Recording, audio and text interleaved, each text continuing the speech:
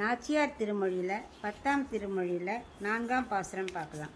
முல்லை பிராட்டி உன் முறுவல்கள் கொண்டு எம்மை அல்லல் விளைவியேல் ஆழினங்காய் உன் அடைக்கலம் கொல்லை அரக்கியை மூக்கறிந்திட்ட குமரனார் சொல்லும் பொய்யானால் நானும் பிறந்தமை பொய்யன்றே.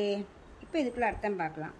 இப்போ முல்லை பிராட்டி அப்படின்னு கூப்பிட்றா. இது வரைக்கும் இந்த கார்கோட பூக்கள், மேல் தோன்றி பூக்கள், அப்புறம் எல்லாம் வந்து கோவை பழம் எல்லாம் வந்தது இல்லையா, அதெல்லாம் என்னை அப்படியே நலிய வச்சுருத்தோ.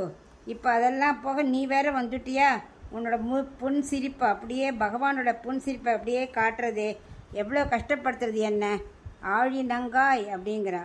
அப்படிப்பட்ட முல்லை பிராட்டியே நான் உன்னை அடைக்கலமாக பற்றேன் அப்படிங்கிறா. பிராட்டியை அடைக்கலமாக பற்றாலாம் முல்லை பிராட்டியை. அப்படிப்பட்ட முல்லையிடம் சொல்கிறா, இந்த கொல்லை அரக்கியை, அதாவது யாருன்னா சூர்பனகையை பற்றி சொல்கிறா.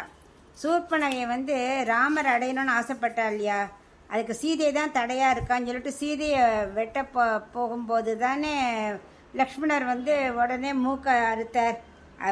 ஏன்னா எப்போவுமே பகவானும் தாயாரும் சேர்த்து தான் நம்ம அடைக்கலம் போகணும். அப்படி இல்லாமல் பகவானை மட்டும் ஆசைப்பட்டா மூக்க அறுபட்டா. ராவணன் பிராட்டியை மட்டும் ஆசைப்பட்டான், தலையே போச்சு. அதனால் எப்போவுமே பகவானும் தாயாரும் சேர்த்து தான் நம்ம வந்து சரணாகதி செய்யணும். அப்படி இல்லாமல் இந்த சூர்பனகை வந்து பகவான் அடையிறதுக்கு ஆசைப்பட்டா இல்லையா, அதனால் அவளை மூக்கு அருந்து போயிடுது. அப்படிப்பட்ட குமரனாருங்கிற, ஆனால் அவள் கோவப்படலை. ஏன்னா அவனோட பகவானோட சௌந்தரியம் அவளை அப்படியே மயக்கிடுது. அதனால அவனும் அதை அவர் அழகத்தான் வர்ணிக்கிறா போய் இந்த கரதூஷான்கிட்ட.